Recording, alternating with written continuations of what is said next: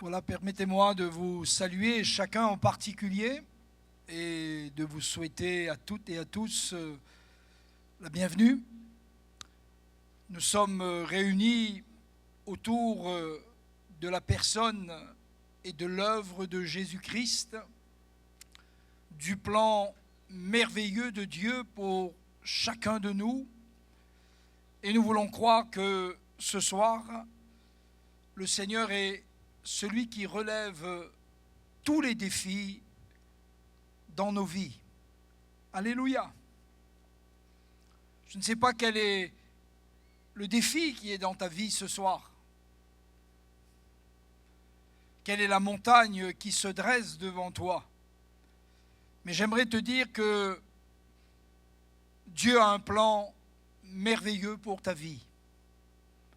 Dieu a un plan conçu d'avance pour ta vie. Et si tu crois en lui, si tu tournes vers lui tes regards, et si tu lui ouvres ton cœur, alors quelque chose de merveilleux, de glorieux, d'éternel va se manifester dans ta vie. Alléluia. Dieu est un Dieu aimant. Dieu est un Dieu d'amour. Et Dieu est un Dieu qui est proche des hommes. Et il peut agir efficacement dans tout notre être, changer notre existence et notre destinée, nous faire passer des ténèbres à son admirable lumière, de la puissance de Satan à celle de Dieu, de la mort à la vie. Voilà le Dieu de l'Évangile. Voilà le Dieu qui s'est révélé aux hommes et qui a révélé à chaque homme son plan merveilleux et glorieux.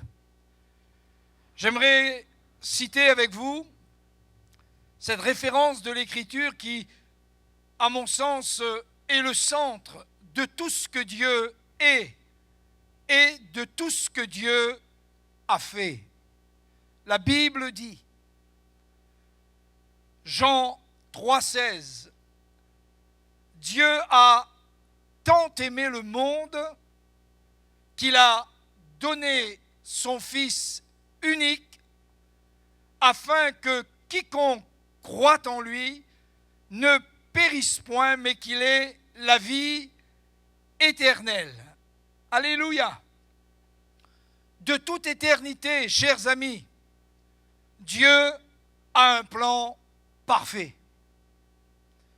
Il n'a jamais été dépassé par les événements. Vous et moi, nous sommes des hommes fragiles. Jacques dit une vapeur qui paraît et qui disparaît. Et il dit même que la terre qu'on occupait ne nous reconnaît plus, pour vous montrer à combien nous sommes fragiles. Mais Dieu est un Dieu puissant. Dieu n'est pas fragile. Dieu n'est jamais déstabilisé. Il n'est jamais dépassé. Il est Dieu. Et la Bible dit de lui que lors du déluge, il était sur son trône. Alléluia. Lors du déluge, il était sur son trône. Et quand dans notre vie, il y a un déluge, quand dans notre vie, il y a une tempête, quand dans notre vie, nous traversons la vallée de l'ombre de la mort, ce Dieu d'amour, ce Dieu puissant et ce Dieu glorieux qui règne est en mesure d'agir dans notre vie. Alléluia. Dieu a tant aimé. Peut-être me direz-vous, mais pasteur, avec tout ce qui se passe aujourd'hui, avec les actualités que nous vivons, avec les problèmes que connaît notre monde, les difficultés que nous traversons actuellement, où est ce Dieu? Où est ce Dieu aimant? Et vous avez remarqué que dans les problèmes que l'humanité traverse, souvent, son doigt se pointe contre Dieu. Parce qu'il ne maîtrise pas, parce qu'il ne comprend pas. Et souvent même dans notre vie, quand nous traversons la vallée de l'ombre de la mort, quand nous traversons les tempêtes, les épreuves, nous aussi, quelquefois, nous pourrions dire, mais Seigneur, m'aurais-tu oublié? C'est un jour ce qu'a dit un homme, traversant les épreuves de la vie. Vous savez ce qu'il a dit? Je suis l'homme qui a vu la misère sous sa main. Voilà. Une grande question est dans le cœur du prophète. Parce qu'il ne peut pas comprendre ce qui se passe. Et peut-être que dans ta vie, ce soir, tu dis, mais je ne comprends pas ce qui se passe. Je n'arrive pas à comprendre pourquoi je traverse ces moments difficiles. Et cependant, le regard de Dieu est sur toi. L'amour de Dieu est pour toi. La compassion de Dieu est pour toi. La grâce de Dieu est pour toi. Parce que la Bible nous apprend que Dieu est un Dieu d'amour. C'est un Dieu qui couvre les fautes.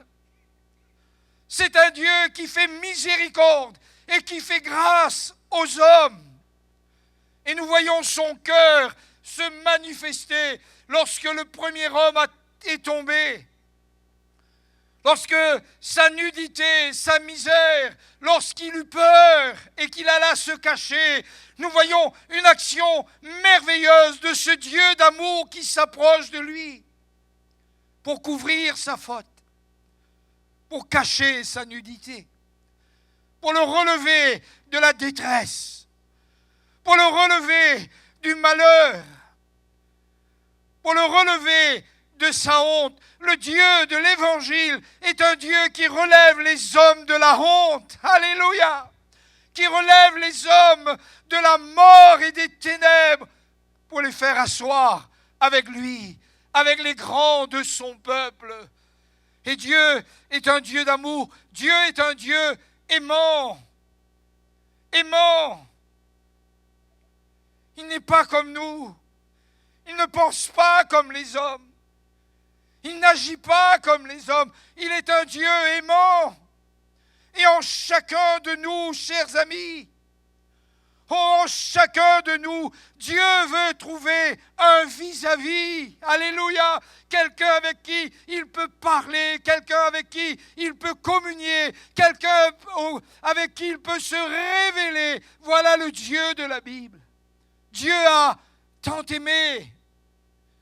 Et son cœur est un cœur de père aimant. Jamais je n'ai eu peur, quelles qu'étaient les difficultés de ma vie, de venir vers mon Père, parce que Dieu m'a donné d'avoir un Père aimant. Et même si j'étais quelquefois bas tombé, je savais que ce Père-là était capable de prendre soin de moi et de me donner quelques paroles et quelques conseils pour me relever, parce que c'était un Père aimant. Mais le jour où l'amour de Dieu s'est révélé à mon cœur, le jour où j'ai connu un autre Père que mon Père selon la chair, alors j'ai découvert un Dieu d'amour et de miséricorde. Et j'ai vu ce Dieu d'amour et de miséricorde s'approcher de moi, s'approcher de ma vie et parler à mon cœur, parler à mon âme et me communiquer une parole qui m'a sorti, et en un instant, en un clin d'œil, j'ai été délivré de toutes mes détresses, j'ai été délivré de tous les maux de ma vie, de tout ce qui m'avait dominé, le péché, par l'amour du Seigneur qui s'est approché de moi. J'ai été complètement relevé. Alléluia! En un instant, j'ai vu mes chaînes tomber. En un instant, j'ai vu une paix que je ne connaissais pas alors venir s'installer dans mon cœur. Et la première expérience qui fut la mienne, c'est que pour la première fois de ma vie, je n'ai plus eu peur de la mort. Vous m'entendez? la mort ne me faisait plus peur. Je ne craignais plus ce moment, car ce Dieu d'amour était venu dans ma vie et dans mon cœur et m'avait donné la vie éternelle. Alléluia! Dieu est un Dieu d'amour. De quel amour et quel amour! Un jour, en considérant son peuple en Égypte, Dieu s'est identifié à son peuple. Savez-vous que Dieu, en voyant nos maux, en voyant nos douleurs, en voyant nos terreurs, vous savez qu'il est capable de s'approcher et de s'identifier à nous pour nous aider dans nos chaînes et dans nos malheurs. Il a dit à Moïse, va, descends en Égypte, ne crains rien. J'ai entendu, j'ai connu. Et ce qu'il y a de merveilleux, Dieu a dit, j'ai ressenti la douleur de mon peuple. Et il a dit à Moïse, va et descends et délivre mon peuple de cette situation. Le Seigneur veut nous délivrer de toute situation qui a dominé de nous. Vous m'entendez? Ce Dieu-là est plus grand, plus fort que tout ce qui combat dans votre cœur. Il est plus grand et plus fort de toutes les passions qui vous avilissent. Il est plus grand et plus fort que toutes les maladies qui touchent votre corps. Il est au-dessus de ces choses. Il est plus grand que ces choses. Et il peut les calmer dans votre vie. Il peut vous donner une parole pour vous renvoyer libre et complètement dégagé de ce qui a triomphé de vous. Car Dieu, nous dit la Bible, car Dieu, parce qu'il n'y en a qu'un seul. Les idoles des nations ne sont pas des dieux. Les dieux faits de main d'homme ne sont pas des dieux. Elles ont des yeux et ne voient point, des oreilles et n'entendent point, des pieds ne marchent point. Elles ne produisent aucun son dans leur gosier. Ils sont incapables de faire le mal et encore le bien et encore moins le mal. Mais la Bible nous parle d'un Dieu puissant, d'un Dieu vivant, d'un Dieu qui a dit à cette lune qui est à sa moitié, qu'il a ordonné, et il lui a dit existe. Il l'a appelé à l'existence. Alors qu'il y avait le chaos, le tohu-bohu, Dieu a appelé les choses à l'existence. Ce Dieu que je vous prêche, c'est un Dieu qui appelle les choses à l'existence dans votre vie. Il ordonne, et voici elles sont créées. Elles viennent à l'existence parce qu'il est un Dieu puissant. Il est un Dieu aimant. Il est un Dieu d'amour. Avez-vous peur de vous approcher de quelqu'un qui vous aime? Jamais. Jamais. N'ayez pas peur. Qui que vous soyez, n'ayez pas peur de croire et de mettre votre confiance dans ce Dieu vivant et vrai. Car Dieu, l'unique, le seul, le vrai, celui que nul homme n'a vu et ne peut voir. Car Dieu a tant aimé le monde, alléluia, qu'il a donné. Qu'il a donné. Dieu est un grand donateur. Il est le plus grand. Il est un merveilleux donateur. Et il a donné. Il a donné. Le Dieu de la Bible n'est pas avare. C'est un Dieu qui donne avec libéralité, avec richesse. C'est un Dieu qui est généreux dans son cœur et qui veut le bien de l'homme, le bien de celui qui est bas tombé. Et la Bible dit que Dieu a tant aimé le monde. Et le monde, si ce soir tu voudrais le réaliser avec moi, le monde, c'est toi. C'est toi que Dieu aime. C'est vrai qu'il aime la création. C'est vrai qu'il se réjouit de tout ce qu'il a fait.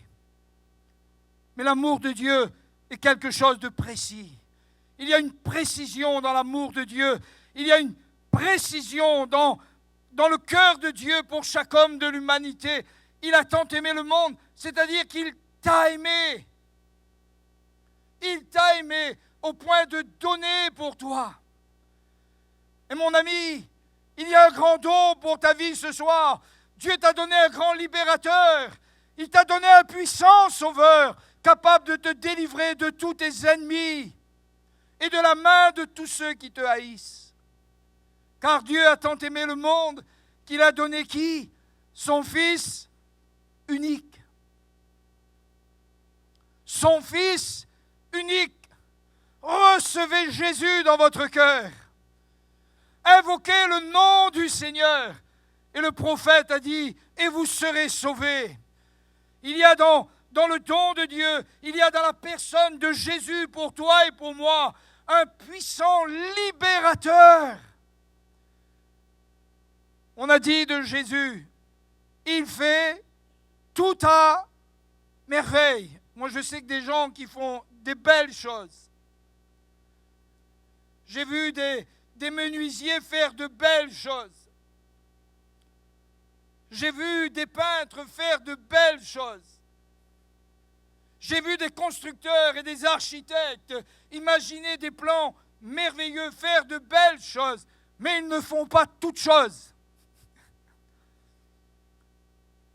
Tandis que Dieu, c'est un Dieu qui fait tout à merveille.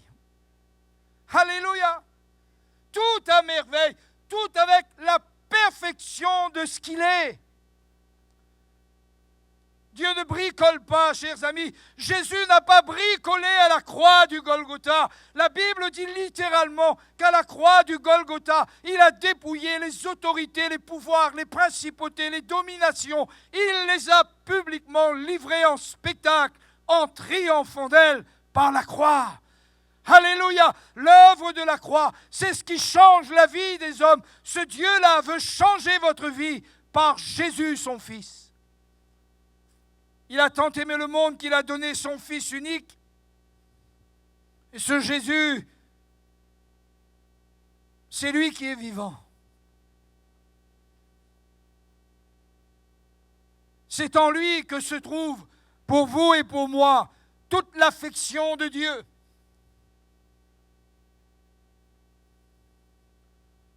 En Jésus se trouve le plan de Dieu pour ta vie. Et quel plan! Pas seulement ici-bas, pas seulement pour ce passage, pour ce pèlerinage terrestre, mais un plan éternel. Nous serons étonnés un jour, lorsque les hommes arriveront devant le trône, lorsque cette parole de l'Écriture sera accomplie, et que le plan parfait de Dieu se sera réalisé complètement et éternellement, nous serons émerveillés de voir ce que Jésus a fait des hommes. Alléluia! Amen!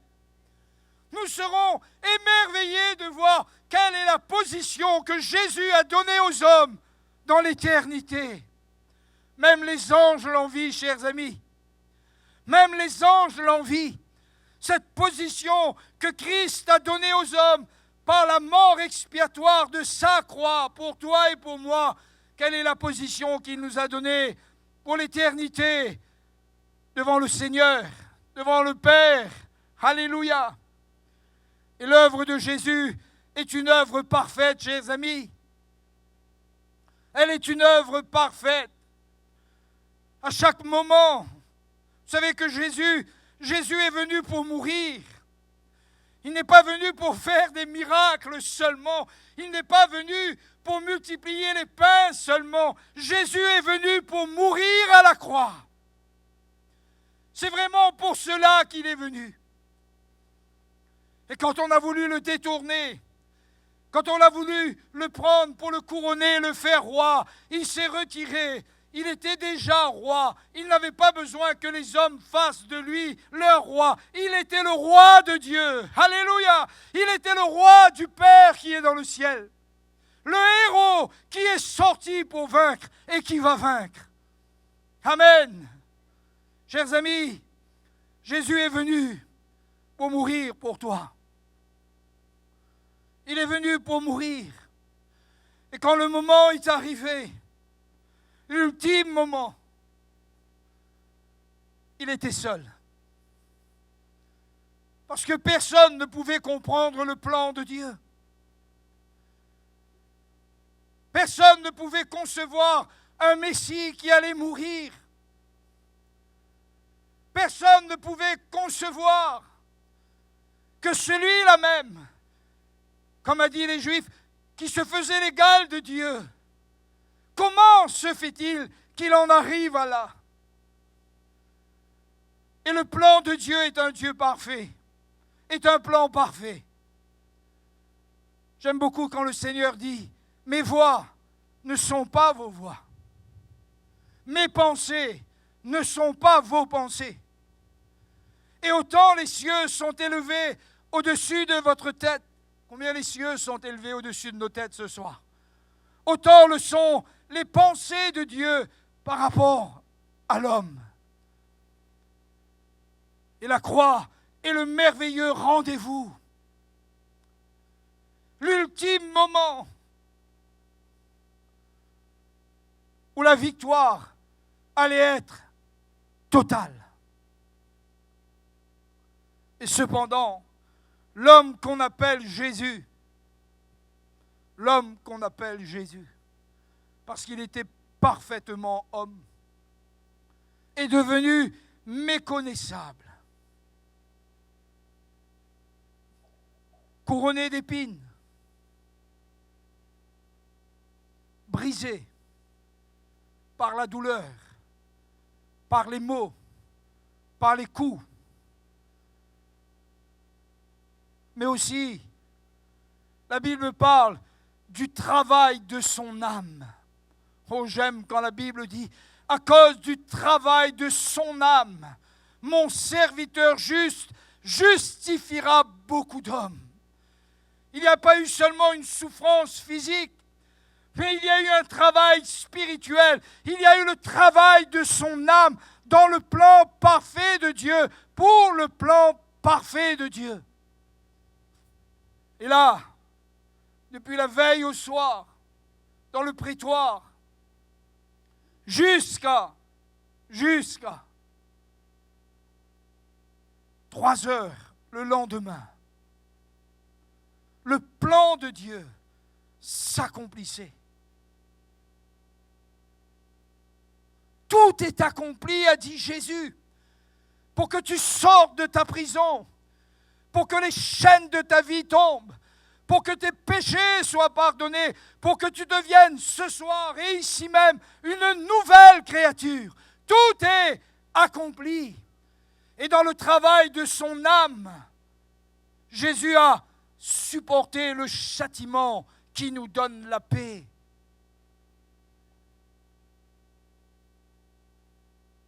L'évangile que je prêche porte les traces de la souffrance d'un homme qu'on appelle Jésus. L'évangile que je prêche, c'est l'évangile de la croix de Jésus. C'est l'évangile de la mort expiatoire de Jésus. Il y a un grand prix qui a été payé pour nous, pour que ce soir, nous soyons libérés. Et ce prix, c'est Jésus. Amen. Dites-le avec moi, ce prix c'est Jésus. Alors prends-le, accepte-le dans ton cœur. Et ce Jésus est celui qui te libère ce soir. Et à la croix du Golgotha, entre deux brigands, le Fils de l'homme et le Fils de Dieu est élevé. D'une drôle de manière, vous le concevrez avec moi, c'est une drôle de manière d'être élevé par la souffrance.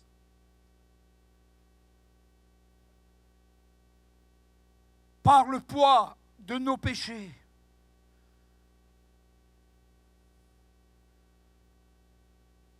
Par le poids de l'humanité déchue. Et cette mort est si précieuse.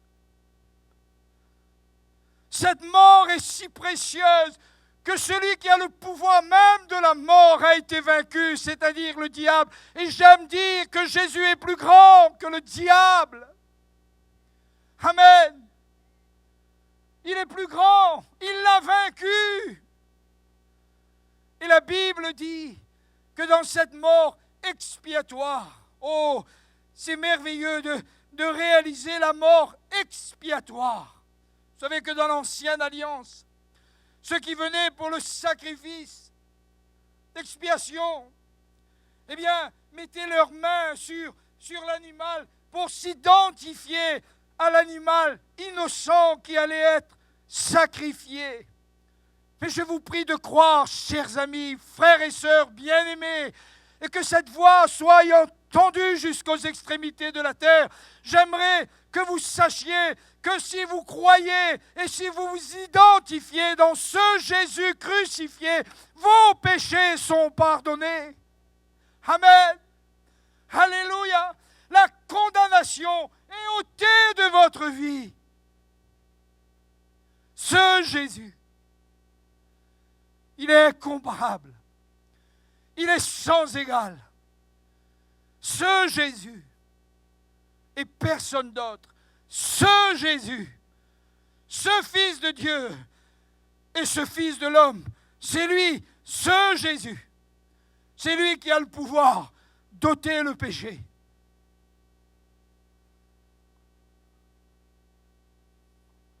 Le péché n'est pas seulement une faute morale.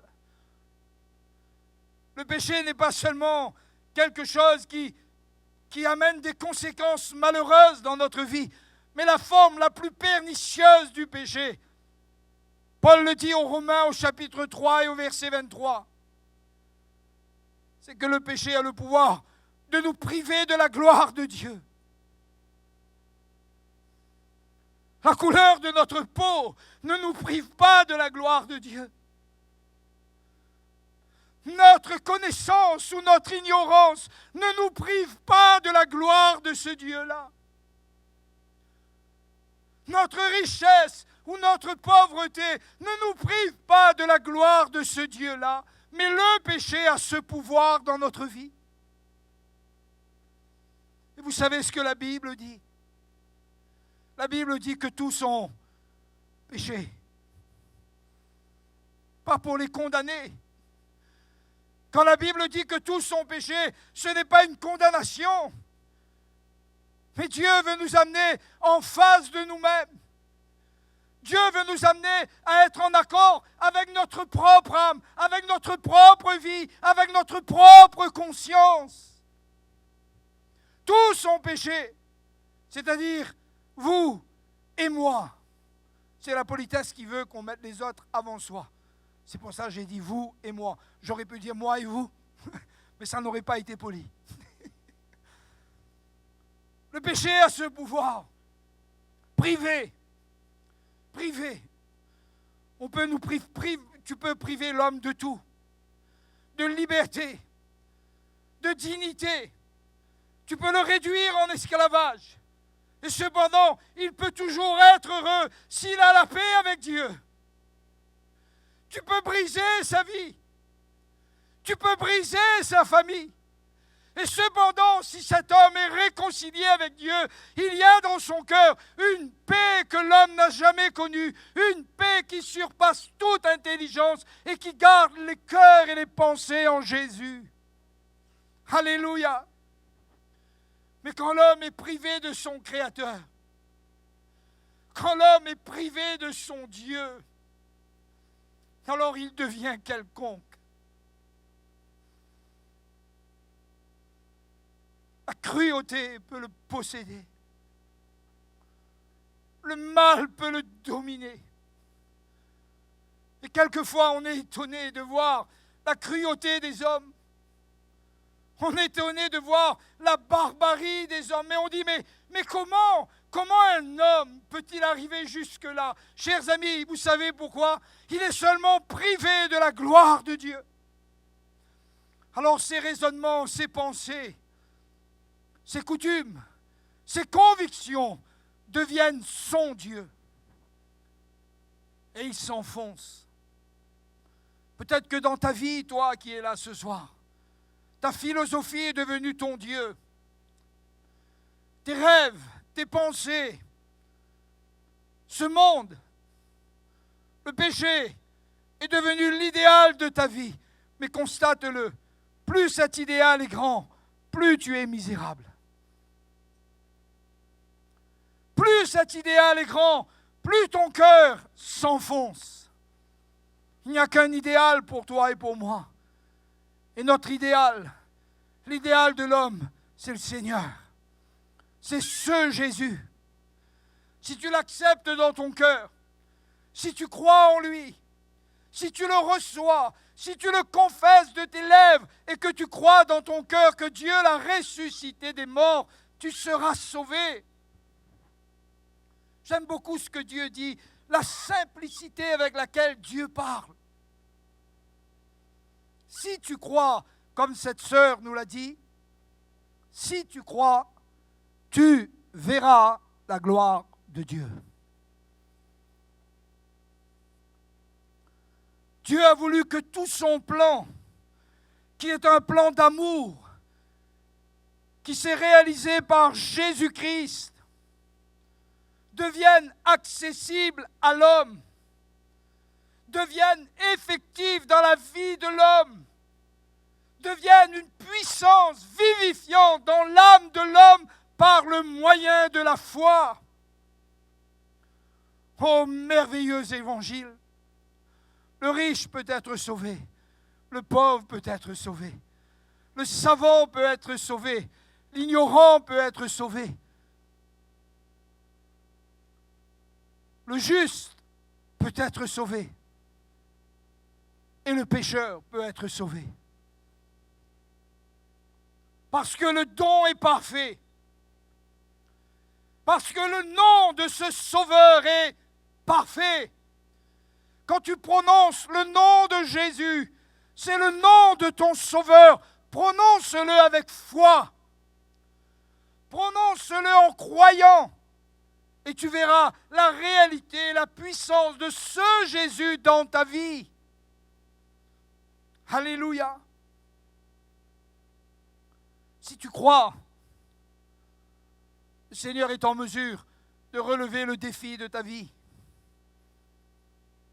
afin que quiconque croit. Et la foi de l'Évangile, vous savez où elle nous amène? Vous savez où nous amène la foi de l'Évangile? Elle nous amène à la croix. Au seul endroit où notre vie peut être transformée. Elle ne nous amène pas dans une richesse. Elle ne nous amène pas dans une autosatisfaction. Elle ne nous amène pas dans une complaisance. Elle nous amène à la croix, là où notre Sauveur s'est identifié à nous pour que nous puissions nous identifier à lui. Et la croix est le lieu du rendez-vous de Dieu pour toi ce soir. Non pas la croix comme un fétiche, mais la croix de Jésus. Sur cette croix, il y a quelqu'un qui est là pour toi. Il y a un sauveur qui t'est donné. À la croix du Golgotha, quelqu'un est meurtri. Son corps est en lambeaux. Son âme est dans l'angoisse. Mais à la croix du Golgotha, ce Jésus est en train d'accomplir le plan parfait de Dieu. Et pour ne pas que les hommes l'oublient, vous savez, quand c'est parfait, il n'y a rien à rajouter, il n'y a rien à retrancher. Pour pas que les hommes l'oublient, même quand nous aurons atteint la perfection, eh bien, dans le ciel, les seules choses faites de main d'homme seront les marques dans les mains de Jésus. Pour l'éternité, Dieu veut qu'en regardant à Jésus, nous connaissions la perfection de son plan pour nous et pour notre famille. Oh mon ami, qui que tu sois, ce Jésus, c'est lui, le plan de Dieu pour ta vie. C'est ce Jésus qui ce soir peut changer le cours de ton existence. Et je conclus avec cette résurrection d'entre les morts. Oh, alléluia! Alléluia! avec cette résurrection d'entre les morts. La Bible dit qu'aux lueurs de la troisième aurore, je vous ai dit en introduction, le plan de Dieu est parfait. Même quand l'intelligence de l'homme dit, mais là, ce n'est plus possible. Là, c'est fini. Le plan est parfait. Et aux lueurs de la troisième aurore, la Bible nous dit que Christ est ressuscité des morts. Je ne sais pas comment cette résurrection a eu lieu, mais je sais que dans le séjour des morts, là où était le corps de Jésus, là où règnent les ténèbres, je sais que là, il y a eu un bouleversement total. Parce que voici le plan parfait de Dieu, l'agneau de Dieu qui ôte le péché du monde, est ressuscité. Oh, je ne sais pas exactement vous dire comment cette résurrection a eu lieu. Mais ce que je sais, c'est que depuis ce jour, sous la terre, il y a un nom qui fait trembler. Il y a un nom qui fait lâcher prise à la mort. Il y a un nom puissant qui ressuscite les morts. Et ce nom, c'est le nom de Jésus. Il n'y a de salut en aucun autre. Car il n'y a sous le ciel aucun autre nom qui ait été donné parmi les hommes par lequel nous devions être sauvés. Ce nom, c'est le nom de Jésus. Prononcez-le avec moi, chers amis. Ce nom est le nom de... Amen. Ce nom est le nom de Jésus. Voilà comment tu peux être sauvé. Voilà comment tu peux être pardonné. Voilà comment tu peux naître de nouveau. Et tout cela comment? Parce que l'amour de Dieu est parfait pour toi. Parce que le don de Dieu est parfait pour toi. Parce que la mort de Jésus est parfaite pour toi. Parce que la résurrection de Jésus est parfaite pour toi. Voilà pourquoi le plan de Dieu est parfait pour ta vie ce soir. Par ses meurtrissures, tu es guéri. Par le sang de sa croix, tu es pardonné de tes péchés. Par sa résurrection d'entre les morts, tu reçois dans ton cœur ce soir une espérance vivante et une espérance glorieuse. Je conclus avec cette question. Vas-tu continuer à vivre loin de ce plan parfait?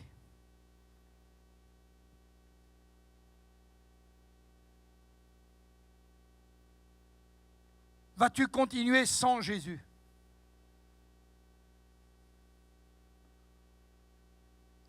Toi qui es peut-être là ce soir, peut-être que tu es sans Jésus. Mon ami, sans Jésus, tu es perdu. Même avec tes dons, même avec tes capacités, même avec ton argent, même avec ton or, même avec ta morale, sans Jésus, tu es perdu. Il n'y a de salut en aucun autre. Et maintenant, chers amis, avant ce temps de prière, et vous pouvez croire que ce Jésus, il est présent. Son nom est efficace. Son évangile est efficace. Ce Jésus, il est près de toi ce soir. Il est avec toi pour voir ce qui va se passer dans ton cœur. Pour voir la foi qui va se manifester dans ta vie en croyant en lui. Et maintenant, c'est l'heure de nous décider, avec Jésus ou sans Jésus. Dans le plan ou en dehors du plan. C'est à nous de décider ce soir.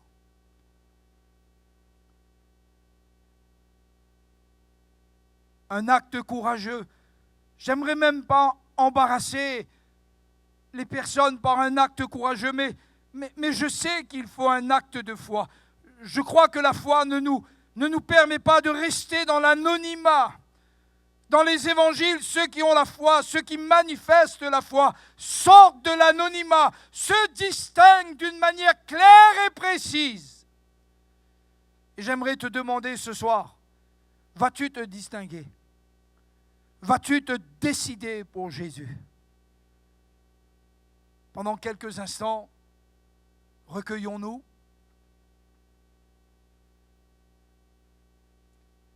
Et j'aimerais que dans ce temps de recueillement, si quelqu'un se décide ce soir pour Jésus, je vous demanderai de lever votre main à votre place.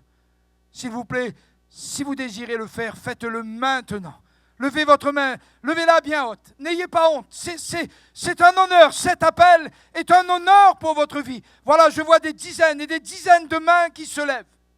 Chers amis, vous qui avez levé votre main, est-ce que je peux vous demander de vous manifester en venant ici sur le devant? Si tu as levé ta main, lève-toi maintenant à ta place et viens. N'aie pas honte, Jésus t'appelle. Prends courage, il t'appelle. Lève-toi maintenant et viens. Approche-toi. Si tu te décides pour Jésus, si tu veux l'accepter, ce Jésus, décide-toi. Ne reste pas dans l'anonymat. Manifeste ta foi. Viens maintenant. Approche-toi sur le devant. Voilà.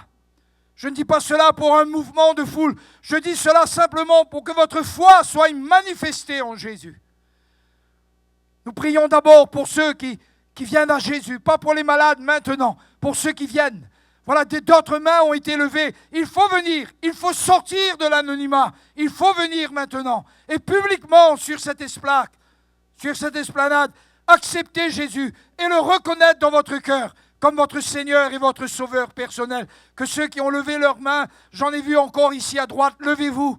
Dieu vous a vu, levez-vous et prenez position. Alléluia.